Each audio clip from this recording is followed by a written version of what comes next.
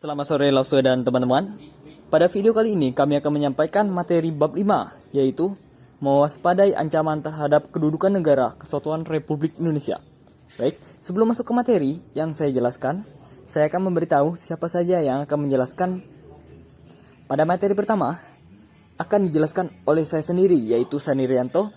Materi kedua akan dijelaskan oleh Devin Deandra. Materi ketiga akan dijelaskan oleh Excel. Materi keempat akan dijelaskan oleh Frank Charlie. Dan materi kelima akan dijelaskan oleh Calvin Herbert. Dan materi terakhir akan dijelaskan oleh Alfred Immanuel. A. Menelaan ancaman terhadap integrasi nasional. Aspek-aspek kehidupan sosial antara lain sebagai berikut.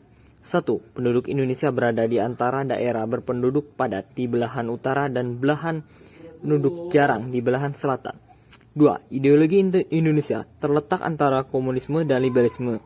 3. Demokrasi Pancasila berada di antara demokrasi rakyat di utara, Asia daratan bagian utara dan demokrasi liberalisme di selatan. Ekonomi 4. Ekonomi Indonesia berada di antara sistem ekonomi sosial di utara dan sistem ekonomi kapitalitas di selatan. 5. Masyarakat Indonesia berada di antara masyarakat sosial di utara dan masyarakat individualis di selatan. 6. Kebudayaan Indonesia berada di antara kebudayaan timur di utara dan di selatan, kebudayaan barat. Pada materi kedua saya akan menyampaikan tentang dalam membangun integrasi nasional, bangsa Indonesia selalu dihadapkan pada ATHG, yaitu 1. Ancaman merupakan suatu hal atau usaha yang bersifat mengubah atau merombak kebijaksanaan yang dilakukan secara konsepsional, kriminal, serta politik. Yang kedua, tantangan merupakan suatu hal atau usaha yang bertujuan atau bersifat mengubah kemampuan. Ketiga, hambatan merupakan suatu hal atau usaha berasal dari diri sendiri yang bertujuan melemahkan atau menghalangi secara tidak konsepsional. Keempat, gangguan merupakan usaha dari luar yang bertujuan melemahkan atau menghalangi secara tidak konsepsional. Pada materi ketiga, saya akan menyampaikan tentang ekonomi kerakyatan menghindari hal-hal berikut. 1. Sistem private liberalisme yang hanya menguntungkan pelaku ekonomi liberal. 2. Etatisme dalam arti negara beserta aparatur negara bersifat dominan dan mematikan potensi dan daya kreasi unit-unit ekonomi di luar sektor negara. 3. Pemusatan kekuatan ekonomi pada suatu kelompok dalam bentuk monopoli yang merugikan masyarakat dan bertentangan dengan cita-cita keadilan sosial. Pada materi keempat saya akan menyampaikan tentang strategi mengatasi ancaman di bidang ideologi dan politik. A. Mengembangkan demokrasi politik. B. Mengaktifkan masyarakat sipil dalam area politik. C. Mengadakan informasi lembaga-lembaga politik agar menjalankan fungsi dan peranannya secara baik dan benar. D. Memperkuat kepercayaan rakyat dengan cara menegakkan pemerintahan yang bersih dan berwibawa. E. Menegakkan supremasi hukum. F. Memperkuat posisi Indonesia dalam kancah politik internasional. Pada materi kelima saya akan menyampaikan tentang strategi mengatasi ancaman di bidang ekonomi.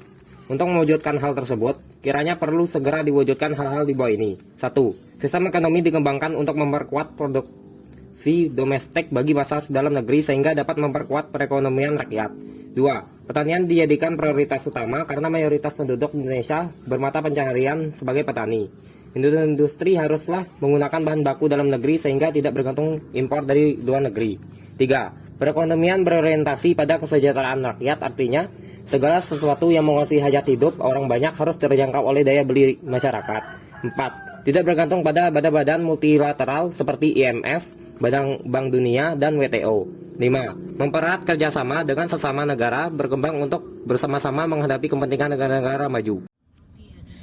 Baik, di poin ke-6 saya akan menjelaskan tentang strategi mengatasi ancaman di bidang pertahanan dan keamanan. UUD Negara Republik Indonesia tahun 1945 menyatakan sebagai berikut. Yang pertama, tiap-tiap warga negara berhak dan wajib serta dalam usaha pertahanan dan keamanan negara.